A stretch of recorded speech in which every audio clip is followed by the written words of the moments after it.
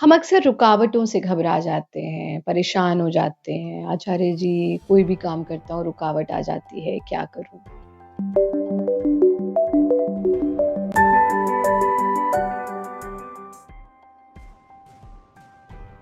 मुझे अभी भी एक बहुत प्यारी-सी कहानी याद है।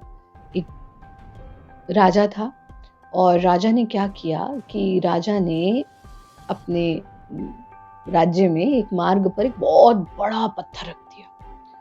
वो देखना चाहता था कि अगर ये ऑब्स्ट्रैकल होता है, ये रास्ता रुक जाता है, तो कौन इनिशिएटिव लेके इसे खाली करता है? क्योंकि सबको आवागमन में दिक्कत तो होगी ही। तो वो देख रहा था, ऑब्ज़र्व कर रहा था। उसने देखा बड़े से बड़े, अमीर से अमीर लोग गए, पर किसी ने nobody bothered to remove that big stone. कोई साइड से निकल गया, कोई किसी ने रास्ता बदल लिया और गालियाँ दे रहे हैं राजा को, गाली दे रहे हैं गवर्नमेंट को, गाली दे रहे हैं सोशल ऑर्गेनाइजेशंस को। कोई भी नहीं कर रहा। बताओ, सिस्टम ही खराब है।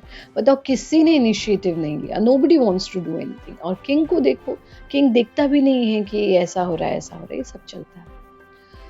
बहुत प्रबुद्ध लोग, मतलब समर्थ लोग जो थे, लेकिन किसी ने नहीं उसे हटाने की कोशिश की। पर एक गरीब सा किसान आता है और उसके पास कोई ज़्यादा सामान भी नहीं है और वो बहुत आसानी से निकल सकता है साइड से। लेकिन उसने उस पत्थर को देखा और उसके मन में ख़्याल आया कि ये पत्थर तो सबको रास्ते में अटक रहा होगा, सबको आने-जाने में दिक्कत होगी। उसने करेज के साथ, हिम्मत के साथ, पूरा बल लगाकर अकेले ने उस पत्थर को साइड कर दिया। उसने ये कोशिश नहीं की कि मैं राजा को कर्स करूं या मैं सिस्टम को कर्स करूं या सिस्टम ही खराब है, राजा खराब है, गवर्नमेंट खराब है, अमीर लोग इतने हैं, कोई सेठ जी हटवा देते, उन्होंने भी नहीं हटवाया। ऐसा कुछ ना करके उसने बहुत अच्छे से अकेले ही उसको हटा दिया, अपने घर चला गया। उसने सोचा भी नहीं कि मुझे इससे कुछ प्राप्ति होगी, कोई रिवॉर्ड मिलेगा, कोई अवार्ड मिलेगा। नहीं, उसने सिर्फ अपना कर्म किया, सेवा की और वो चला गया। जब वो अगले दिन फिर से उस रास्ते से आ रहा था, तो वहां पर एक बड़ा सा बैग रखा था जिसके अंदर स्वर्ण मुद्राएं थी और ये उसका रिवॉर्ड था जो राजा ने रखा। उसने देखा और उसके साथ एक पत्र भी रखा था जिस पर उसके लिए धन्यवाद लिखा हुआ था। बहुत खुश हुआ, उसने वो स्वर्ण मुद्राएं ली और वो अपने घर चला गया।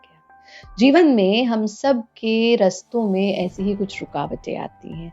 हम सोचते हैं कि सिस्टम खराब है, मेरे साथ ही ऐसा क्यों होता है, भगवान तक को दोष दे देते हैं। सिस्टम, राजा और प्रजा और गवर्नमेंट और ये सब को तो छोड़ो। लेकिन ऐसे में हमें ये सोचना चाहिए कि अगर शायद, पहली चीज, मैं क्या कर रहा हूँ उस रुकावट को हटाने के लिए।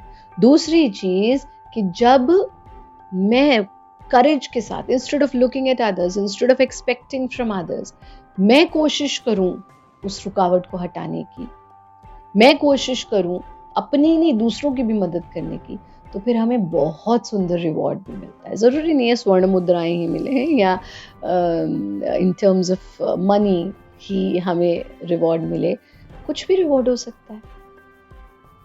तो परमात्मा भी देखते हैं कि हम जो अपनी मदद स्वयं नहीं कर सकता, कोई उसकी मदद नहीं कर सकता। और हमें सिर्फ अपनी ही मदद नहीं करनी, हमें दूसरों के लिए भी सेवा का भाव होना चाहिए, हमें दूसरों की भी मदद करनी चाहिए। तो मन में हमेशा ये भाव रखो और अपना 100% दो।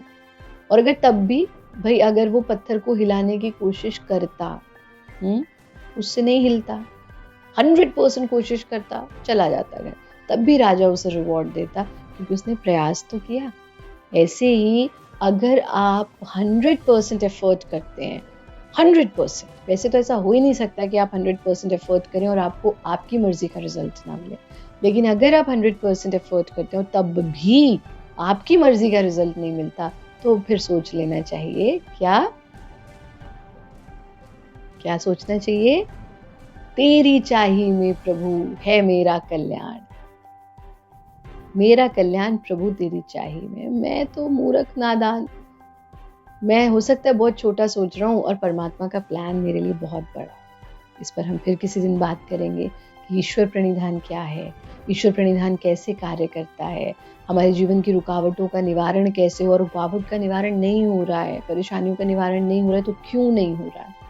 लेकिन अभी के लिए इतना समझना ज़रूरी है कि अगर कोई पत्थर है रास्ते में, यानी कोई रुकावट है रास्ते में, तो उसको हटाने का काम हमें खुद ही करना पड़ेगा, कोई और आके नहीं करेगा। लेकिन जब आप अपने जीवन में और दूसरों के जीवन में पॉजिटिव बदलाव लाने की कोशिश करेंगे, तो परमात्मा आपको रिवॉर्ड करेंगे, और वो रिवॉर्ड बहुत सुंदर होगा।